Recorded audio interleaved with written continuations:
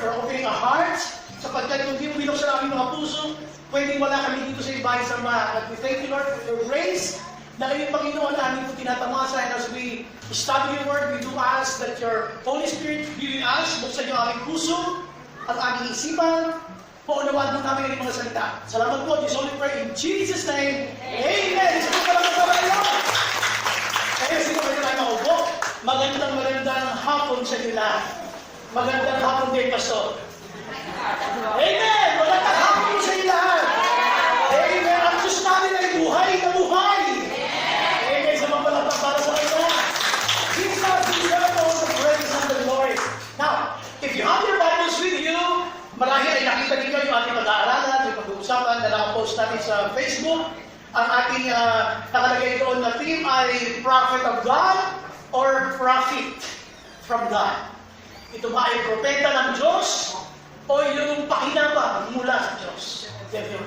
Kung mapapansin nyo, yung ating ginawang font dito at saka yung pagkakadrawing niya, ay mapapansin nyo, yung Prophet of God, nakaibabaw yung of God, pero ito sa Prophet from God, nakaibabaw yung Prophet, at halos yung God matakpan na noong mga bagay ng mga mundo. Napansin nyo? At yan po ay hindi mo inilagay lang yan, sinagta ko po ganyan niya. Sabagat yan po ay struggle ng maraming Kristiyano. Yung kumisan ipinapalit natin sa Diyos ang mga bagay na bigay din ng Diyos. Sa inyo pala kaya matutuwa kaya ang ating Pinoon kapag ang mga bagay na binigay niya sa atin ay pinagpapalit natin sa Diyos. Siyempre alam natin hindi. So, ito yung ating pag-uusapan. Pag binanggit yung prophet of God, propeta ng Diyos, hindi kumakatawan doon sa salita ng Diyos, kumakatawan ito sa ang Panginoong Diyos mismo. Tanong ko kayo, kailan kayo huling nag-isip, nagplano, nagsabi sa Diyos na, Lord, magsiseryoso na po ako sa aking paglilingkod sa iyo. Kailan mo yun ginawa? Kailan mo yun huling ginawa? At kung sa natatandaan mo sa iyong buhay, nangyari na ba yun? Yung sineryoso mo si Lord, sabi mo, Lord, magsiseryoso na po ako sa paglilingkod ko sa iyo. Alam niyo, the moment na magawa mo yun, yung sabi mo, Lord, magsiseryoso na po sa paglilingkod ko sa Diyos, sa iyo, magkakaroon ito ng pagbabago. Why? Dadating ka na sa point na ang lahat ng bigay ng Diyos ay hindi mo ba ipagpapalit sa Diyos. Ibig sabihin, kung ikaw ay pinagpala ng Panginoon, alam mo lahat ng galing sa Kanya, pero aminin natin at hindi. Ang Kristiyano laging nahuhuli ng Panginoon na ipinagpapalit natin siya sa Kanyang mga bigay. Amen ba? So yung mga hindi pa nagkasala ng gano'n, purihin kayo, sambahin kayo. Huh? Ibig sabihin, lahat tayo ay nahuhuli dyan ni Lord. Kaya nga, ngayong hapon, I want you to be open. Why do you think you're serving Jesus? Ano sa palagay ninyo? Dahil bakit mo naglilingkod ko? Katulad, napakalakas na ulan, sa ibang lugar, baha. But you still find a way to be here. Why? Samantalang kung ngayon naman sana na, sabi ko nga, sa bahay ka lang, kung di naman sa bahay, pwede na mga nanonood ka na lang sa live. Bakit you chose to be here? Bakit mo pinilit pa yung sarili mo pumunta dito sa bahay ng bahay? Sa bahay ng bahay ng ating Panginoon. Kasi alam nyo, kung masusubukan yung tanongin ng sarili nyo, why do I keep on serving Jesus? Why? Have you tried talking to yourself? Di ba, naglalakad ka, tumito ka sa talihan mo, bakit ako naglilingkod kayo? When was the last time you did that? O kaya, naglalaba ka, naghugas ka ng bigat, nag-aaral ka, nag-computer ka, or you're writing something, and you stopped. And you ask yourself, why am I serving the Lord? Bakit ba? Alam mo, hindi nyo nakuha yung sagot dyan ng malinaw. Papasok tayo doon sa ilalim. Ang dahilan kaya ka lang nasa church o nasasabing naglilingkod sa Diyos dahil may pakinabang ka sa Diyos. Ang meron ka lang sa Kanya, prophet, you wanted God na i-bless niya ang buhay mo doon pa lang. Pero about serving God, it's an extra effort. Meron kang effort na pinag-uusapan. Kaya nga, ano ba ako? Ano ba tayo? Why am I serving the Lord? Kailangan po malinawan natin yan ngayong hapon. Pag hindi mo nalinawan yan, tatakbuli ang araw at lingkod, buwan at mga taon, nandun pa rin sa ilalim. Kaya ka lang naglilingkod kay Lord dahil meron kang pakinabang sa Diyos. Kaya saan? Bakit kayo di maglilingkod? Siyempre, kapag kami pangangailangan, He is the God who provides, amen? O tapos, pag kami sakit ka, He is the God who heals. Nasa kanyang hati, kaya totoo na sa Panginoon lahat, stayed up for what? Tandaan mo, ngayong hapon, linawin mo. Ako ba nag-i-stay sa paglilingkod kay Lord kasi may pakinabang akong nakukuha sa Kanya o dahil siya ay Diyos na dapat kong sambahin, na lumikha sa akin, na dapat kong paglingkuran. Tapos kapag siya ko yung paligtasan ng meron. Dito tayo nakuhuli. Ngayong panahon ng pandemic, ang mga Kristiyano, huling-huli dyan. Huling-huli. Nandiyan ka lagi doon sa issue ng pakinabang mula sa Diyos. Kaya tayo naglilingkod sa Diyos. Nakalulungkot na katotohanan kaya hindi dapat magpatuloy. So this afternoon, sabihin mo sa katabi mo, makinig kang mabuti. Sige, sa kabila naman sabihin mo, makinig kang mabuti. Ayan. Now, so, diretso natin. This was the story about Gehazi. Si Gehazi ay isang servant, alipin, ni isang propeta. Mabasahin ko na, mabasa niyo kung ano yung pangalan ng propeta na yan. At dito makikita niyo na, please pakiclick lang. Ayaw kumana yung clicker. Yeah. So 2 Kings 5:20 to 27, ito yung ating scripture text, pakipalitan lang natin. Okay na? Okay. So Gehazi, the servant of Elisha. Ibig sabihin, Elisha si Eliseo sa Bible, na mababasa ninyo. Servant siya. Ngayon, just to give you the background, Gehazi was a faithful servant of Elisha. Ni Eliseo. Marami na siyang mga natuklasan, nakita, naranasan, nakapangyarihan ng Diyos sa mamagitan ni Propeta Eliseo. Ang nakalulungkot lamang dyan, naging familiar siya sa lahat ng mga espiritu na bagay na pagpapakita ng Diyos sa kanyang pangyarihan. Kung natatandaan ninyo yung babaeng widow at pagkatapos mayroong isang anak na nakahanda na silang pumain lang, pagkatapos sila kumain, gusto na lang mamatay. Yung batang yun ay namatay. At pagkatapos nung pinag-pray ni Propeta Elisha, ito'y nabuhay. So would you imagine, yung demonstration ng power ng Diyos sa pagkakita ni Prophet Elisha, nakita ng kanyang alipin. So, that will make his confidence na lalong tumindi ang talaga napakalaking pangyarihan ng Diyos. Na ginamit ng Diyos si Prophet Elisha. Ano ba? Maraming naranasan si Gehazi as a Christian na nakita niya ang pagkilos sa Panginoon. Parang tayo. Parang tayo. Kaya lang, ito lang ang masakit. Sabi ng Bible, nung itong sinaaman na isang chief ng mga army, sabi nito ng Bible ay pinagaling sa mamamagitan ng paglubog doon sa Ilog Jordan, at ang nag-utos doon ay yung kanyang propeta, yung kanyang pinaglilingkuran na prophet, si Propeta Elisha. Sabi sa kanya, pumunta ka doon sa Ilog Jordan at ikaw ay lumubog ng 2 beses at ikaw ay mawawala yung keto kasi meron yung keto na lumabing sa kanya. Itong si Gehazi ay nakita niya rin yung kapangyarihan ng Diyos, na ang Diyos ay kaya pala na magpagaling kahit naman may keto. So, looking at the life of Gehazi, you will not expect him to be a less Christian. Yung bang, pag hindi naman yung buhay niya, isa siya Kristiyano, grabe ang karanasan ng Diyos sa kanyang buhay. Kasi nakita niya, itong sinama na dati may keto, wala ang keto. Tapos itong isang bagay na nabuhay. So, grabe, supernatural power of God was displayed in his life. Ibig sabihin, nakita niya sa kanyang buhay. Ito lang masakit. Dumako ang panahon ng sabi ko ng Bible, itong si Naaman, na gumaling mula doon sa ketong, ay gusto niyang bigyan ng regalo ito si Propeta Elisha. Pero sabi ni Propeta Elisha, huwag na. Huwag na. Dali mo na yan, lahat ng regalo mo sa atin, iuwi mo na yan. Dito nagka-problema si Gehazi. Why?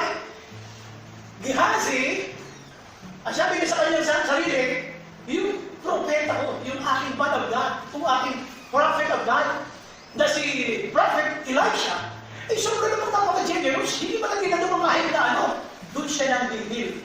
There was, listen to this word, there was a silent greediness in his life. Yung silent greediness na yan, minsan nasa puso ng bawat Kristiyano. Hindi umaamin, pero merong paghahagad sa puso niya. Lihim na paghahagad. At ito po'y naranasan. Itong si Gehazi. Kaya mapapasin mo bakit kumisan meron kang nararamdaman na parang gusto ko to, lahat. Well, that was the spirit of Gehazi. Now, tingnan natin ano nangyari. So, my master was too easy. Kaya wala ka dito natin natin. Balik ka. My master was too easy on Naaman. Sabi niya, masyadong madali para sa kanya, magsabi na huwag na. Because you can see, my master was too easy on Naaman, Mr. Aramean. by not accepting from him what he has brought. Kasi maraming regalo siya eh. Gusto niya tumalik kung sa kanyang sakit na kay Tommy. Nilagalawan niya si Propeta Elisha. Nung siya tumalik, sinabi na siya, managal kung babalik ko sa Yordan. Nung bumalik siya, talagang pinagpilitan niya, pero sabi ni Propeta Elisha, wag na. Gusto ba ang with Gehazi? Dati ito, naghangad na siya. Sabi niya, I will run after him and get something from him. Yun ang kanyang sinabi. Habulin ko siya, at kailangan makakuha ko ng kahit na ano sa kanya. Tama, sabi ng verse 21, so Gehazi hurried after Naaman. When Naaman saw him running toward, text like this. Toward him, he got down from the chariot to meet him. So, ibig sabihin, tumatakbo na itong si Naaman kasama kayo kabayuhan niya. Nung nakita niyang tumatakbo itong si Gehazi sa likod na humahabol sa kanila, bigla siyang tumaba sa kanyang marwahe at sinalubong ito. Ang sabi niya, is everything all right? Yun ang tanong nitong si Naaman. Is everything all right? He asked. Everything is all right. See? Pero hindi naman talaga all right. Ganyan ang Kristiyano magtakip ng katotohanan ng nararamdaman. We try to cover up with the real feelings that you have, not knowing that whenever you pretend, God still sees your heart. Nakikita pa rin naman ang puso mo kahit na yun yan, tago, I'm telling you, God sees your heart. Nandito, gumawa na siya dito ng kwento. Sabi niya, 2 young men from the Catholic prophets have just come to me from the hill country of Ephraim. Please give them a talent of silver and 2 sets of clothing. By all means, take 2 talents. Sabi niya, pabili ko si Naaman. So he urged Gehazi to accept them. And then tied up the 2 talents of silver in 2 bags with the 2 sets of clothing. He gave them to 2 of his servants. So, nung makuha niya ito, sabi sa mga niyo, sila, dalhin nyo. Pero pagdating sa kabululan, kinuha niya at pinauna na niya may mga lipid. Balik natin. He gave them to 2 of his servants and they carried them ahead of Gehazi. When Gehazi came to the hill, he took the things from the servants and put them away in the house. He set the men away and they left. So, umalis na. Pinagbuhan lang yung dalawa. Nung malapit na, kinuha na niya dahil itatago na niya. Now, when he went in and stood before his master, pagpasok niya sa bahay ni Prophet Elisha, the man of God, tinanong siya, where have you been, Gehazi? Saan ka galing, Gehazi? Ano ang kanyang sagot? Your servant didn't go anywhere. Totoo ba yun? So, hindi totoo yun. Your servant didn't go anywhere. Gehazi answered, but Elisha said to him, was not my spirit with you when the man got down from his chariot to meet you? Hindi mo kasama mo ang espiritu na sinakama na yung buwa sa kanyang maluwahin at sinalubungan? Is this the time to take money or to accept clothes? Or olive groves and vineyards and flocks and herds? Or male and female slaves? Ito nangyari. Naaman's leprosy will cling to you. Dilipat na yung kanyang naranasan na leprosy. Ibig sabihin, yung petong na nakay Naaman ay lilipat sa inyo ngayon. Bakit? Sabi ko na Bible, because of your greediness. Then Gehazi went from Elisha's presence and his skin was leprous. But you imagine the story? Sabi ng Bible, it had become as white as though namuti siya. Ito lang po ang gusto kong usapan. God is a God of truth. Amen? Ang Diyos ay Diyos sa katotohanan. You cannot hide from that. Wala kang pwede itago sa Panginoon. Wala. No matter how good you are in trying to hide it, no matter how eloquent you are in hiding that what is really inside your heart and in your mind, kahit gaano ka magaling magpaliwanag, God can see your heart. Alam na alam niya kung anong kalagayan ng ating isip at ng ating puso. Ngayon, mapalitan ulit natin yung ating team. Dahil ko sa ating team, makikita ninyo, ano ba talaga? Is it the prophet of God or a prophet from God? Please not. So, pakita niyo ito ng battery, please. So, prophet of God or prophet from God? Dito, ngayon pala sinasabi ko na sa inyo. Sige mo. Why am I serving? Why do I keep on going to church? Why do I keep on attending the online activities ng ating church? Why? Bakit kayo tatlo yung pumiling pa? Na pwede mo naman hindi gawin. Why? Sasabihin mo, I love the Lord. Really? Kaya ba? Pag-observahan natin dito sa ating pag-aaralan ngayon kung talaga ng mahal natin ng Panginoon. Now, puntahan natin ang main point number 1. Let's go to the next slide, please. Yeah. So nakita nila yung next slide? It's totally black. Now, stop. Okay. So, ito ang iikutan ng ating pag-uusapan. Dito iikutan, do you see Gehazi? He knows the Bible. Just like He knows the Bible like you, like us. Alam natin ang Biblia lahat. We read it. We memorize it. We even sing it. So alam natin. Pero he was struggling. Inside of him, the spirit of greediness was there. Nasa kanyang puso yung spirit ng pagiging sakit at pagiging mapagkaman. At kaya dito makikita ninyo, ito yung pinaka-key verse, yung iiputan ng mga pag-aaral natin ngayon. Sabi niya, my master was too easy on Naaman. Ano, hindi niya matay. Sobra naman napaka-generous ng aking boss. Hindi man na siya ulit na kahit ano kapatid, pinagaling niya ito. At okay lang naman, yung deserve lang naman na magbigay siya ng regalo. Parang gano'n. Ano sabi niya? As surely as the Lord lives, Spirit God, I will run after him and get something from him. Nawala na yung pagkakikristyano niya. Ganito pumapasok ang demonyo sa mga taong nag-iisip ng mga bagay na pinag. Makikita mo yan. With every day of your choices, every day is an election day. You always have this election, whether you follow God or the enemy. Araw-araw eleksyon. Araw-araw nag-iisip ka. Pero dito, a struggle that every Christian currently are experiencing. Why? Panahon ng pandemic, sabi ko nga, panahon ng pandemic, lahat gusto magkaroon ng parang paano kumita. At the expense of the Word of God, at the expense of the values, at the expense of the Lord's commands. Makuha na natin ang gusto natin. Wala tayong pakialam. Kung ang Diyos ba, inalulugod ba o hindi? Ito natin. Ano yung ating first main point? Ito yun. Ito si Gehazi. Di ba hinabol niya? Bumaba sa kaluhahi itong si Naaman at sabi sa kanya, is everything alright? Ang sagot niya, everything is alright. Number one, mapapansin ito kung tayo ay hindi nakasentro sa Panginoon, doon sa prophet of God or sa Word of God, kung nakasentro ka doon sa profit from God. Kapag nasubukan mo itong gawin, alang-alang sa iyong personal agenda, mararanasan ito number one, lying. Kapag nagsinungaling ka na, ginamit mo lang kasinungalingan para sa personal na kapakinabangan, obstado ka sa profit. Ang daming Kristiyano, huli! Huli dyan! Is everything alright? Everything is alright. No! You are lying. You are struggling inside because you want to get from Him. Gusto mo ba kakuha kay Naaman? Hindi ka na natutuwa sa nangyari. Hindi ka payapa. You want something. Ano bang sinabi niya? Gehazi answered. Yun ang sagot niya kay Naaman. Sabi niya, everything is alright. Sabi ni Gehazi. Tapos nilagyan ko sunod. Nilagyan ko ng kulay gold at saka red. My master sent me to say, another lie. Hindi naman siya pinahabol mo siya. Hindi, di ba? So my master sent me, hindi kami na-send. And then another lie, sent me to say, wala kami nasasabi. Why? Because he was concerned of the prophet. Christians are really good in telling lies. I'm sorry to tell this. Ang daming Christian, ang galing magsinungaling. Tapatan na yung mga sa mata, kaya niya lumaman, pero nagsisinungaling siya. Noon na sabi natin, ang nagsisinungaling, hindi kaya tumitig. May mga kaya tumitig, matatakot ka ba, nagtitig ka rin. Sabihin mo sa katabi mo, nagsisinungaling ka.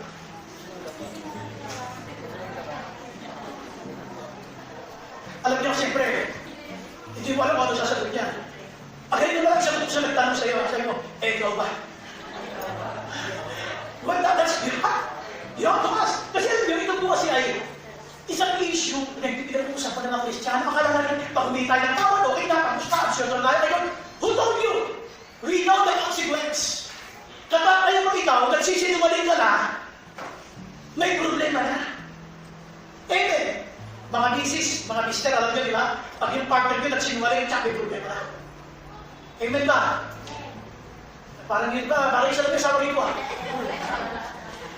Pagka yung jowa mo, nagsisinungaling na sa'yo, may problema na. Ang gusto pala na jowa, ayaw sa akin. Grabe na yun. Ha? So dito, when you tell lies, got it. Sunod-sunod yung kanyang kasinungalingan. Why? He was able to make lies because he wanted to profit more. Mas valuable sa kanya yung profit from God than the Word of God or even the prophet. Kaya dito mapansin nyo, nakakagigil. Marami siyang tinagtagli-tagli na kasinungalingan. Kaya, ang hirap ng isang tao sisinungaling. Nakakapagod magsinungaling, amen? Kasi you have a lot to memorize. Ang dami mo i-memorize. Nasaan ka nung test? Usapan kayo ng isang kapatiran. Nagkasakit ako eh. Ay, Luis, nagkasakit ako. Sabi, nakita kayo ulit. May nasa ka ng Luis. Hindi, nakalindi ko eh. Di ba may isang taon? Nagkasakit na pala ako isang taon. Luis na. I'm telling you, you are creating a lot of problems in your life. Kaya alam niyo ba yung mga tao nakakapatay, na hindi umaamin, banda muli, makapako sila nakakaisip ako, ano, susuko na lang, ako po talagang pumatay, ako, pati yung may pa-channel ako pumatay. Tama rin, nila na kasi nakakapagod niya. Magsinungaling, dito sinasabi ko lang, kapag nagsisinungaling ka lang bilang Kristiyano, there's something wrong. I'm telling you, mas mahalaga sa iyo ngayon yung pakinabang ng mundong ito para sa iyo, kaya ka natututo na magsinungaling. Now, puntahan ko natin yung kasunod. At sabi dito, lie, it was a self-made story. He was able to make self-made stories. Ang dami ng binukwento. Ang mga sinungaling ganyan. Ang galing gumawa ng mga kwento. Sino rin ka magagaling magbuha ng kwento? Wala. Lahat kayo kapal. Lahat kayo banal. Magaling magkwento ang isang sinungaling. Sinihan sila eh. Pero tandaan nyo, what made Gehazi lie? What made him lie? Because of the prophet. May mapapakilala siya. Did you imagine? Umpisa pa sabi, everything alright, everything is okay. No. The fact that hinabol ko, you're not alright. Hindi ka okay. May master sent me to say, wala rin yan. Hindi ka pinapunta para magsabi, wala rin. At pagkatapos, nag-create ka siya ng creator story, sabi niya, 2 young men from the company of the prophets have just come to me from the hill country of Ephraim. Please give them a talent of silver and 2 sets of clothing. Yun ang kanyang target, kaya siya nagsinungaling. And he was able to get it by lying. So, when you are a Christian, sasabihin mo, hindi ginagawa ako ni Lord, hindi na ako sakit. Ba't hindi mo tingnan sarili mo? Kayo naman yung mga mag-uusap din, walang sino man tao pwedeng mag-judge sa iyo na ikaw sinungaling. Kayo lang ni Lord. Sa ibang tao, ang pagsisinungaling is a common thing na parang hindi siya mabubuhay, hindi siya nagsisinungaling. Akala niya, ganun lang yun. Matakot ka sa Diyos. Si Gehazi. The consequence was followed right after the lies. Marahil sa iyo, wala pang ganun. Wala pang ganun. Ang tingin mo, okay lang magsinungaling. At tandaan niyo po ito, there are no such word as white lies. Wala pong white lies. Kahit pink lies or blue lies, wala po yan. Sinasabi lang nila just to justify. So dito, self-made story. Sino sa inyo dito yung mula na maliit siya ay nakapagsinungaling na? Wala pa. Wala pa nakapagsinungaling. Sino na nakapagsinungaling na lang? Hindi ako na pinagharapin ako. Nakapagsinungaling na ba kayo? Okay. Di ba kadalasan pag nagsinungaling tayo, gumagawa tayo ng kwento? Uy!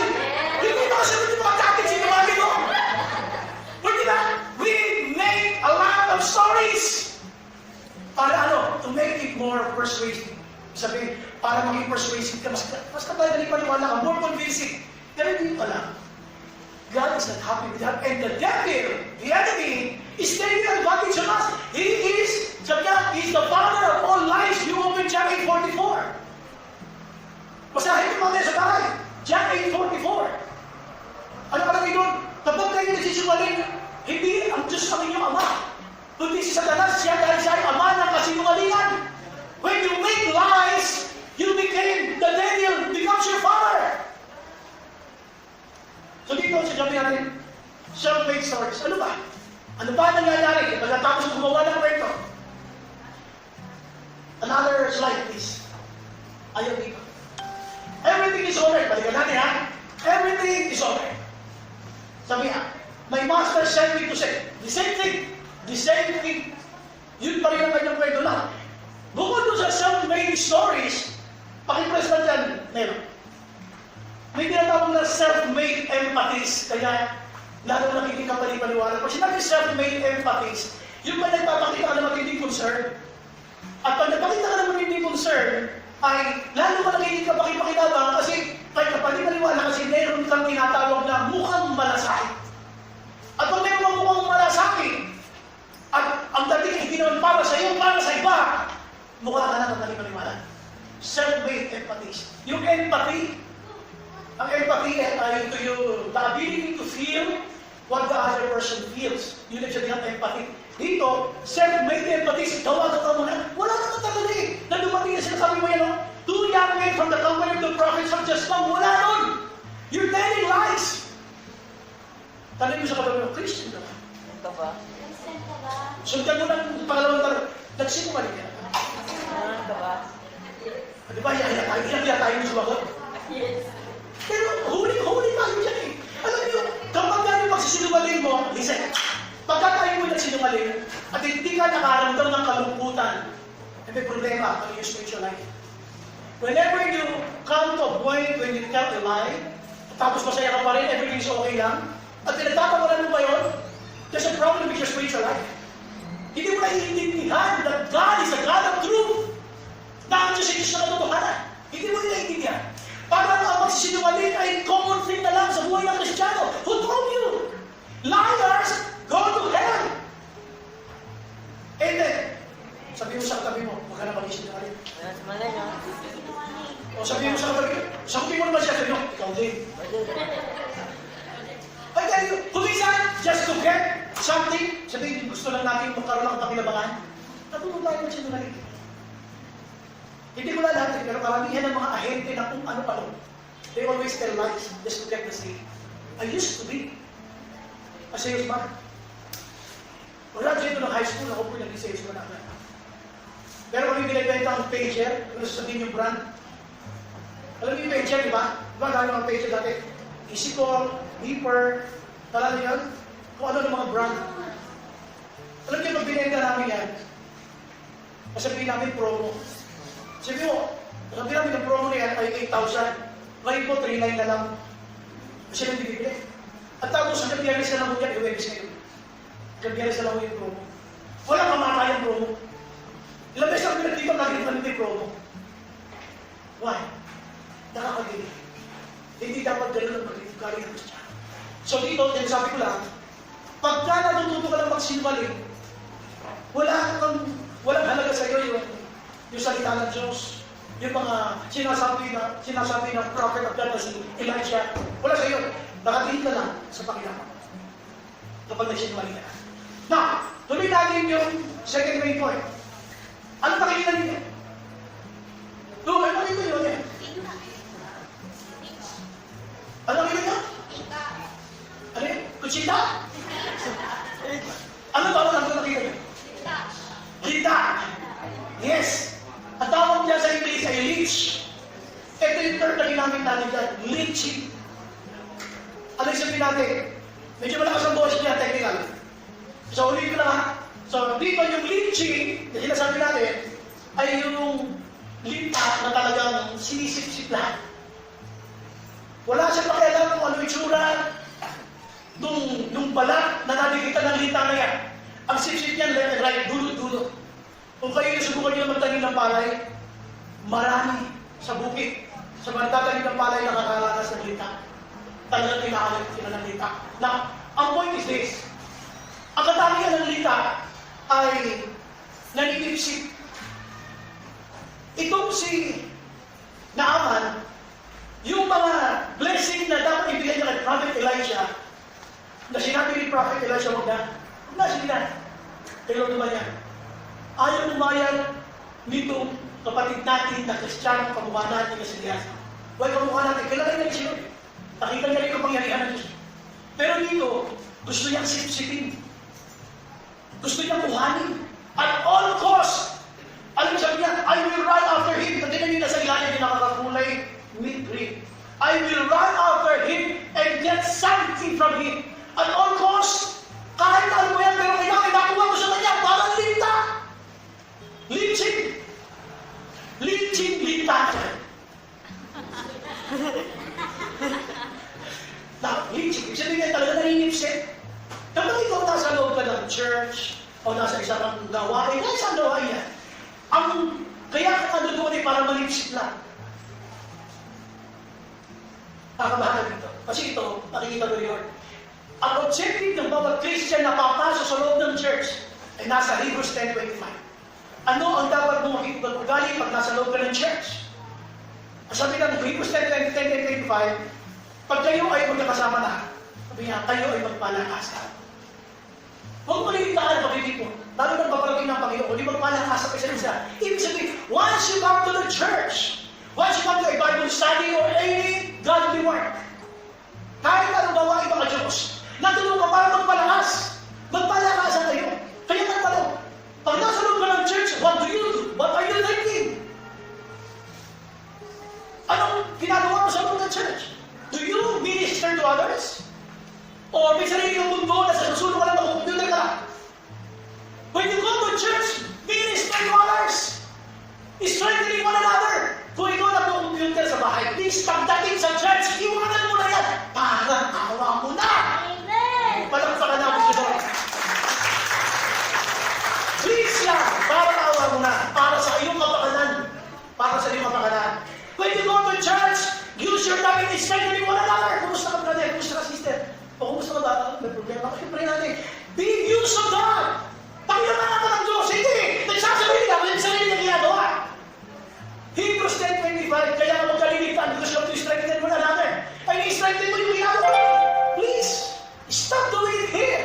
Kung gusto mo mag-computer mo sa bahay nyo. Huwag dito sa church. Nakikiusap po ako sa mga nag-computer dyan. Lalaro ng computer games. Please, do it inside your home. Doon ka lang bibigyan. There is time for everything. May oras para sa church. May oras para sa bahay mo. May oras sa paglalaro. May oras sa pagtatrabaho. Iba din ang paglalaro dadalhin mo sa church. Hindi ka ba nahihiya sa Diyos doon? Sabihin mo sa katabi mo, mahiyakan ka. Sabihin mo, balikan mo si Mike, ikaw din. Dito mo, ano ang sinasabi natin sa beach? Ha? Ito yung sinisip-sip. Next slide, please. Pakikot lang. Ito yung taking advantage. Alam mo, hindi pa. Kahit yan natanggal mo sa tubig, kung kinagat ka na sa putik lang sa tubig, kahit tinanggal mo na yan, hindi yan bibitaw. Yung ligna. Matanggal mo man yun siya, kahit ipagpag mo yan. Ang tanggal, matanggal ng ligna. Kasi nga, hindi is taking advantage. Kapag ikaw, listen ha, kapag ikaw nasa loob ng church, you are taking advantage of other people. You are here not because of the Word of God or with the prophet of God, but you are here because of the prophet that you did there from God. Saan ba hindi natin yun? Saan po naman natin natin sapagkat ito po ay nakakaya sa harapan ng Diyos. You go to church because you want to worship God and meet the Lord. Amen? O palakpakan natin ang ating Panginoon. Dito sinaaman gusto niya mag-take advantage. Bakit? Mukha kasi may utang na loob itong siya yun. Itong sinaaman, pinagaling siya ng ating propeta. Bagamat ang nagpagaling si Lord, ginamit lamang itong si Prophet Elijah. Bakit may utang na loob? At alam na hindi makakatanggi. That is taking advantage. Tumisan na, may mga churches na yung mga bago nag-take advantage sila. Yung mga bago pinag-uutangan. Bago yun ha. Ang utangan niya matagal na. Kung siya sinatakan niya. Siya pinag-utangan niya. Kung matagal na yan, ang pausang yan. Pero, bago ka-trip lang eh. Bago ka-trip na utangan mo. Hindi na babalik yun. Ay nga ba? O pala magkakapunta si Lord. Hindi mo lang kaya. Kung makupunta kayo kaya, tingnan, wala kayo may chance. Okay, diretso po tayo. At least hindi ka mo nakayutin. Next slide, please. Ito. Gehazi, the servant of Elijah, the man of God, said to himself, ito lang nasabi niya sa kanya sarili, habulin niya na kasi. Sabi niya, nung nagkita na sila, my master sent me to say this. Pero dito, sa sarili pa lang niya, bago pa siya tumakbo, planado na. Kung minsan may nagpaplano natin ng ibang tao, bago natin masisip-sipan. Please don't do it. God sees your heart. Pag nakita niyo na magsasamantala ka lamang, you can see the result sa buhay nitong si Gehazi. The consequences there. Inilipat sa kanya bakit? Ang makita niya ama. At sabi rito ng Bible, I will run after him and get something from him. Ito yung nakakatakot. Yung nakiisip ka ng negative sa kapwa mo, at basta kahit na sa araw pa naman, kailangan makakuha ko ng kahit ano. Pero nalala ko yung nabasa ko sa Facebook, sabi niya, Oda, huwag niya, wala akong pera. Cellphone, wala akong cellphone. Alam sabi ng Oda, tingin na loko, kami tingin na loko. Baka naman tumapay, gusto ko lang pera. What I'm saying is, kahit ano, di ba muna ako? Hindi ito mawala sa isip niya yung kanyang tingin doon sa kanyang sa kanyang master na si Elijah na sabi niya, sige, okay na, huwag mo lang ipilit sa sinabi ng dali mo na yan. Hindi mawala sa isip yun. Yun yung next slide, yung next. Yan. Ito yung tatandang after image. Alam niyo yung after image? Sa mga optical illusion ginagamit ito, pero hindi tayo mag-concentrate ito. Sample na lang. Ang tibawang after image yung mga may nakatibig ka sa isang bagay. Tapos pumikit ka. Kahit nakapikit na lang dito pa rin. Nagpipigil, ang tawag ng after image. Lima, palita niyo. Palita niyo, masarap ako, pigit ka. Pag hindi ka nagbago pa rin, yun ang ikaw after image.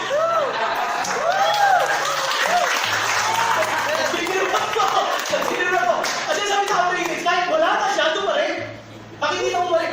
Wala na eh. Wala na. Nakatakbo na, nakalis na si Aman. Pero isip lang, grabe, sayang yun. Hindi mo wala sa isip nga tao doon after image. Naiintindihan niyo? Kahit wala na, naiisip pa rin niya. Na-imagine pa rin niya, nakikita pa rin niya sa kanyang balik takaw o ano itsura. Ito yung kalawin na after image. Pag ganyan ka, tatanungin mo sa Diyos, selfish ba? Greedy ba? Yes, yes. Sabi siya, wala naman magtuturo eh. Wala naman sasabi, oh, ikaw sa kinda, ikaw ay ganit ka. You break your service. Wala mga magsasabi sa atin, only that those are hearts. Wala pwedeng humataw sa atin. Alam niyo bakit walang pwedeng humataw sa atin? Kasi ang gagaling natin mga tuwiran. Hindi nila mapatutunayan sa galing mga tuwiran at magpalusot, tsaka hindi mapapatunayan. Kaya wala kang hahatol siya. Sorry Lord. Ulit po natin. Let's go to the second slide. Ito yung pangatlo natin.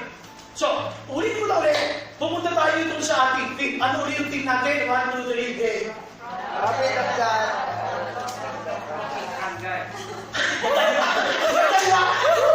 Grabe! Kanya-kanyang version. Ulitin naman natin para awa nyo na. Ano yung ating team? 1, 2, 3, game. Yes. Profit. Profit. Pakinabang. Baga tubo. Baga meron ka kasing ano eh. Meron ka kasing hinahabol kaya ka Christian. Alam mo, nung ako'y bago pa lang, namumborn again. Panahon lang ako'y high school. Kinagay ko naman sa inyo na naborn again ako sa campus. Campus ministry ng aming pastor. Umakit talaga ako doon. Ang target ko yung crush ko. Wala iba talaga yung crush ko lang ang target ko doon. Dahil isa kasi na invite sa amin sa Bible study. Natin sa Bible study. Napakabait. At maganda lang. Kasi maganda si Sister Ocean. Maganda lang.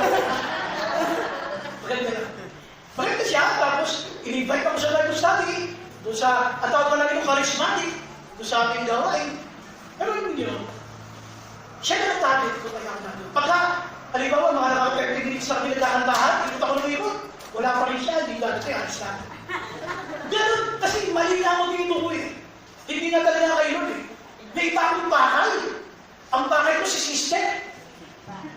Nakakaya, ha? O ginawa ni Lord, kaya alam ni Lord yung puso ko, mali. Binasted ako. O, alam ni Lord. Alam ni Lord, mali yung puso ko eh. Binasted ako. Akala niyo ba kung hindi ako, hindi? Nagtuloy pa rin. Hindi pa lang ako attend ng Bible study. Nakakita na naman ako ng maganda. Maganda lang. Maganda sister siya. Maganda. Eh di siyempre, siya yung target ko ha. Nagtapat na naman ako ng nararamdaman. Kahit kayo mag-propose. So, nag-propose ako. At katulad ng inaasahan, basket na gano'n. Grabe. Ano na ito? Nakakapagod na ito ha. Nakakapagod sumama ang loob. Pero kasi yan, mali yung motibo ko. So, patuloy na ako sa paglilito sa Panginoon. Inayos ko na yung motibo ko. Hanggang sinagawag ako ng Lord ng pastor. Nag-aaral ako sa Bible school. Pag-graduate ko sa Bible school, sabi ng mga classmate ko dapat pag lumabas tayo sa Bible school, meron na tayong lifetime partner kasi meron mag-minister na wala tayong asawa. Ano ba sabi ko? Eh, nakagraduate ako, wala tayong talaga ng girlfriend at that time. So, di ba ako, nag-concentrate ako sa ministry, nag-pioneer ako ng church, dito sa Novaliches. So, 4 na taon po ako dyan sa church na yan. Noong nakakatatlong taon na ako, talagang puro silon na. Silon na talaga, wala na iba. Nakakatatlong taon na ako nang dumating si sister ko. Grabe! Isipin nyo, bumababa ng tricycle. Pagbaba ng tricycle, ako naglalakad siya, yung hindi mo kamungang kamuk. Walang hito sa magkamuk. Nagpalipas ko ako ng ilang taon. Siyempre, hindi mo naman pinitigawa ako kasi hindi naniniwala mahal mo siya. Kasi hindi nyo lang malagay kayo nakita eh. So, pagkalipas ng ilang taon, sabi ko nga, pinaligawan ko kay Lord, gusto ko siya. bahala ka sa kanya. Saan mo, pinilis nila. Hoy, mga lalaki, paligawan nyo kay Lord. Oo, pag yung kayo posible, paligawan nyo kay Lord, hindi makakatanggi yun. Kasi ano yung ginawa ko? Pinaligawan ko talaga kayo. Lord, bahala ka sa kanya, basta ako mag-ministry ako. Saan ka na po ngayon? Sa Bible, kay Adan at kay Eva. Si Adan, nag-concentrate doon sa magbibigay ng mga pangalan ng mga hayop. Kung sa kanya na, wala na siyang partner, the Lord took charge. Wala kang partner, sige, ito na. See? Kaya, i-deliver si Eva doon sa doorstep. Doon mismo, sa pintuan ng bahay niya. My only point is, sa mga tapos na makakilala kami ni Sister Rose, siguro mga 2 or 3 taon, nag-propose ako. Ang sabi ko sa kanya, alam mo, ito ba misis ko na sa bahay niya? Kumago na yan! Okay, sige, ito na yan. Ang mga naka-record pa naman ito. Sabi ko, alam mo, Sister Rose, pinag-take. Sinabi ko sa kanya, hindi ako makatulog. Kasi wala akong makain, nagugutom mo. Hindi! Sabi ko sa kanya, makatulog nga, ikaw-isip. Pero hindi ko muna sa puso isipan ko. Hanggang napagpasan ko na lang, na mahal na kita. Walang palayahin, hindi ka na yun, ha? Paging palayahin, hindi ka na yun, ha? Hanggang sa akin, sinabi ko sa kanya, sa sarili ko, sabi ko, confirmed ako dahil ko binibigay ni Lord. Pero hindi ko alam siya. Ito sagot niya. Alam mo, matagal na rin itong pinagpil. Bakit ba? Ito sabi niya, alam mo, mahalin kita. O, diba? Iba kasi pag si Lord alaligaw. Makukuha sa head. O, pinapawala sa Lord. Ito muna, bago tayo napunta ron. Hindi ko yan pinag-uusapan natin yan. Okay, balik tayo dito sa ating pinaka. So, prophet of God or prophecy from God. Number 1, ano yung number 1 natin? Lying. Number 2, leeching. Leeching, kinita na yan. Ha? Okay, at pangalawa yung natawag natin, looking. Ibig sabihin, looking, tumitigit. Alam mo yung tao na ang dahilan ng kanyang pagkakapunta sa church, sa pagkakabuhat na ganyan, ay hindi talaga Diyos. Lagi nga on the look, naghahanap ng pwedeng pakinabangan sa loob ng church. Looking. Naghahanap ng mapagsasamantalahan. Naghahanap ng masisila. Naghahanap ng mabibiktima. Ito siya. He was looking. Tingnan nito ha. You can see how he become an opportunist. Tingnan nito ha. Gehazi, the servant of Elijah, the man of God, said to himself, ito may sabihin sa sarili niya, yung aking master was to issue this Aramean, by not accepting from him what he brought. As sure as the Lord lives, ngayon ha, I will run. Tatakbo ko. At ito, hindi ko na sa ilalim mo, and get something from him. Hindi na maging gano'n. Kahit ano, kailangan may makuha ko dyan. I will get something from him. Kumbaga, naghahanap siya ng pwedeng pakinabangan. When you go to church, remove that kind of mindset. Kung meron mo maghahanapin sa loob ng church where you can rest, dapat hinahanap mo, sino ba i-bless mo? Hindi yung sino ba pakikinabangan mo? Sino ba mabibiktima mo? Wala kang ganun. Kasi pag ganun ka, hindi ka Kristiyano ka. Hindi mo naiintindihan ang buhay pananampalataya.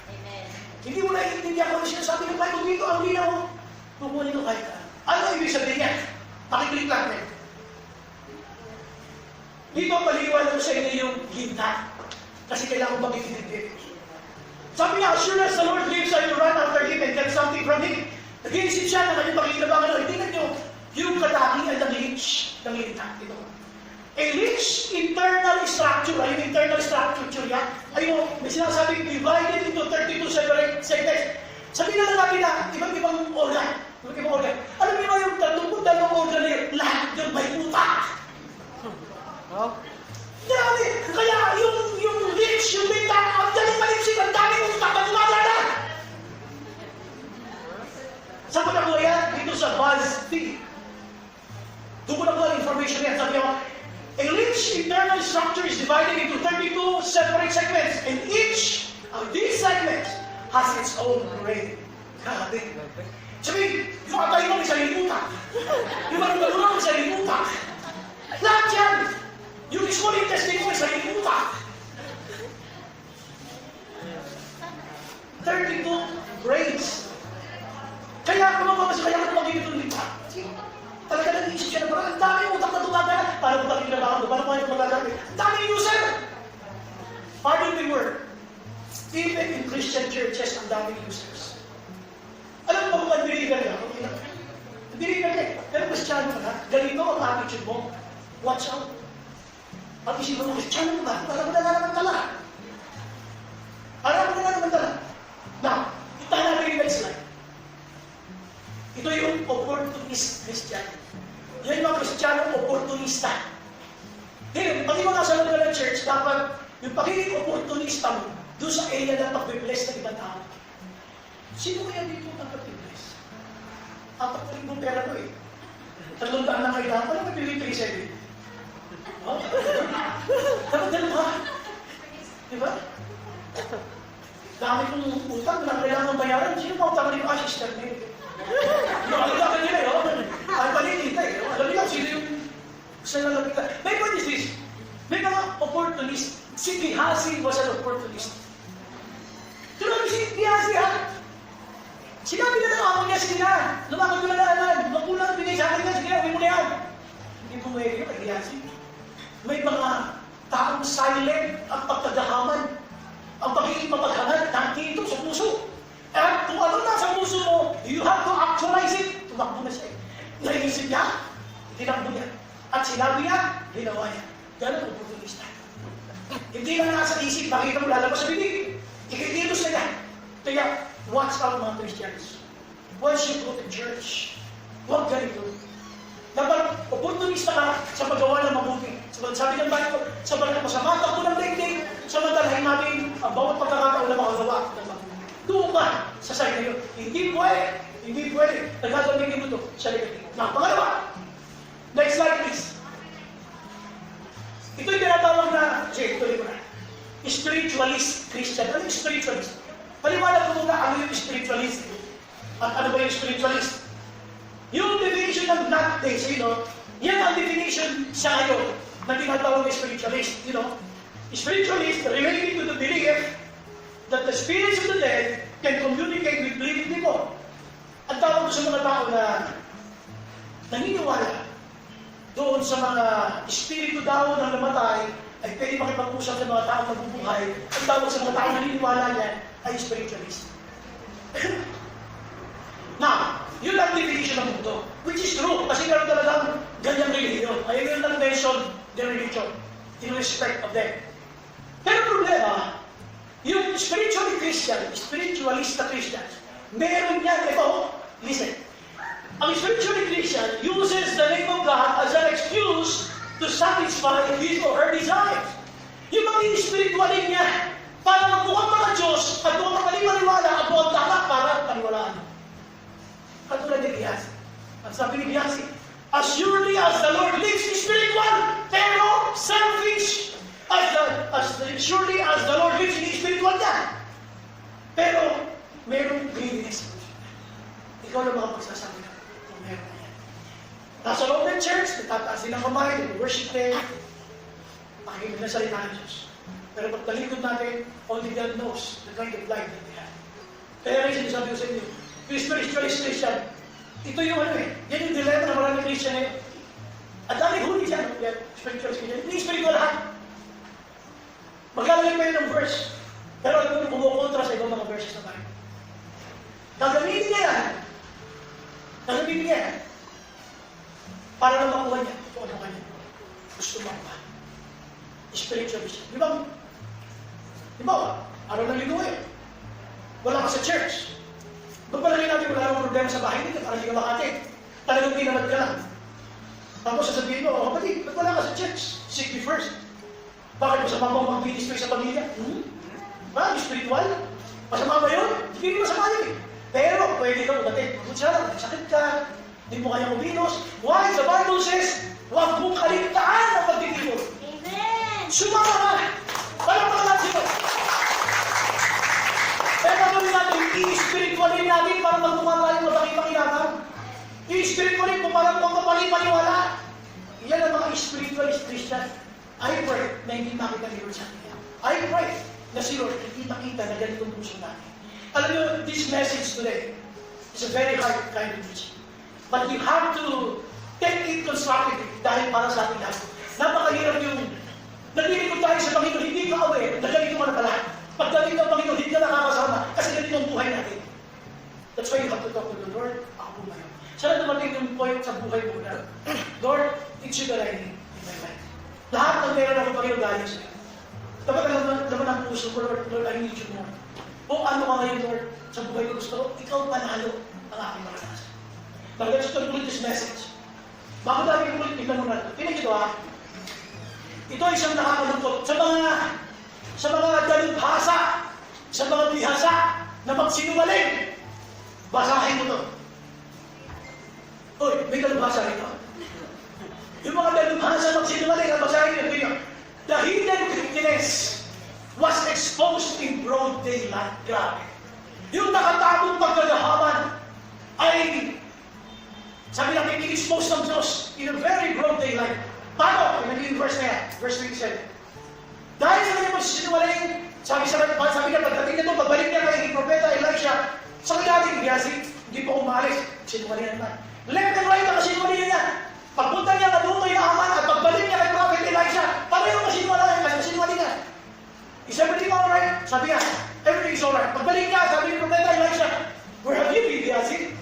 Your servant did not go in. Dati ka doon eh. Kumbaga, sanay na sanay sa kasinungalingan mo si Gehazi. Sabi mo sa katabi mo, hindi ka yun. Kamukha mo lang.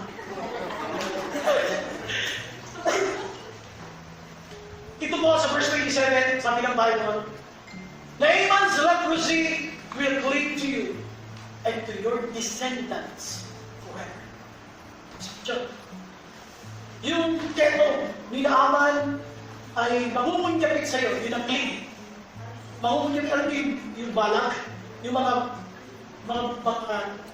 sabi natin mga buhay, mamumunyapit.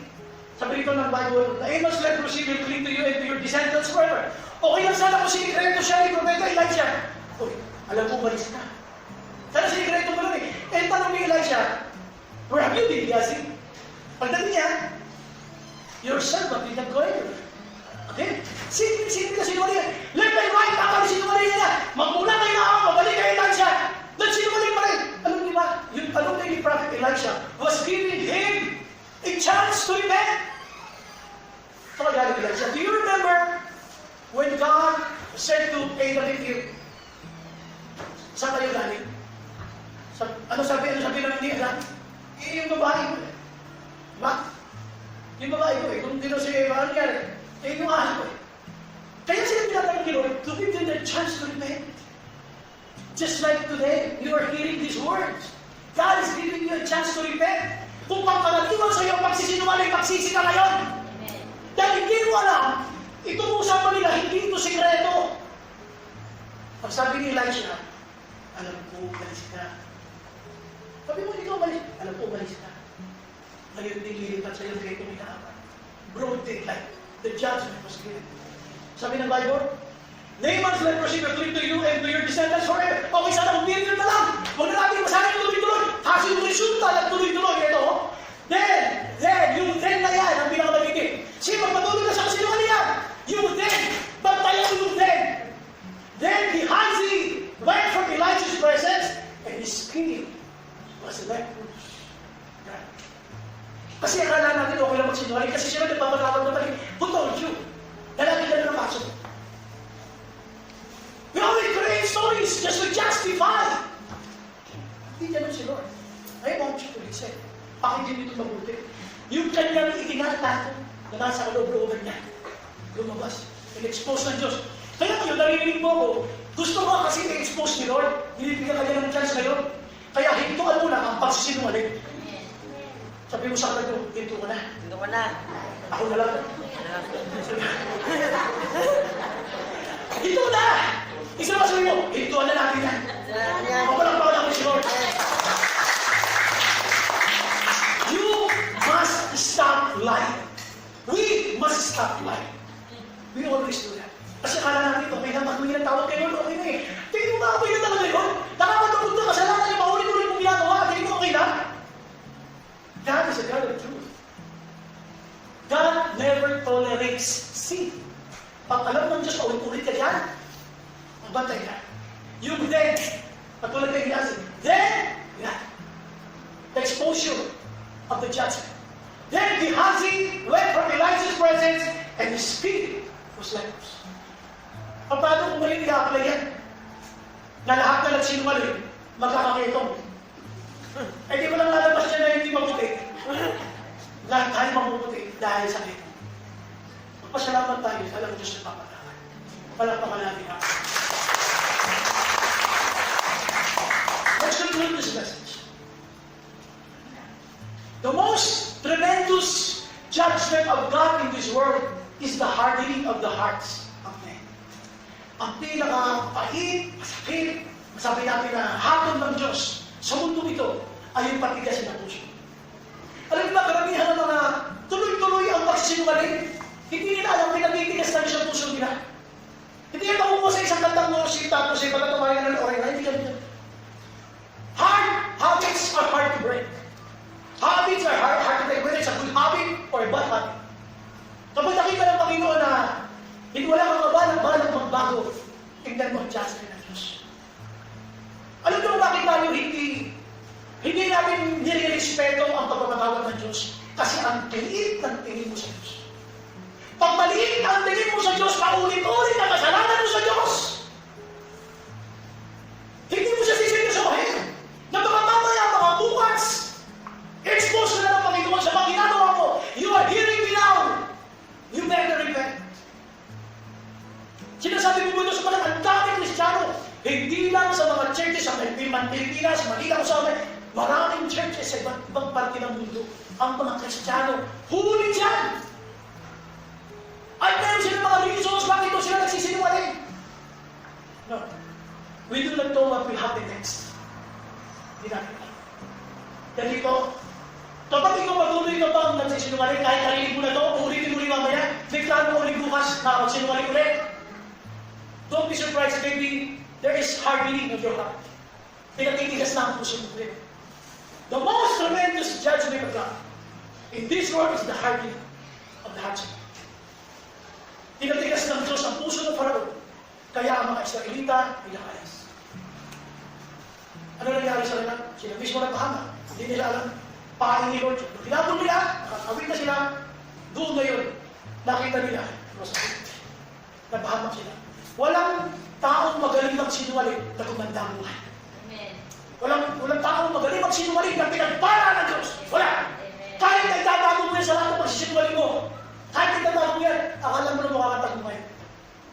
God is a God of judgment. Matakot ka sa judgment. I'll be by your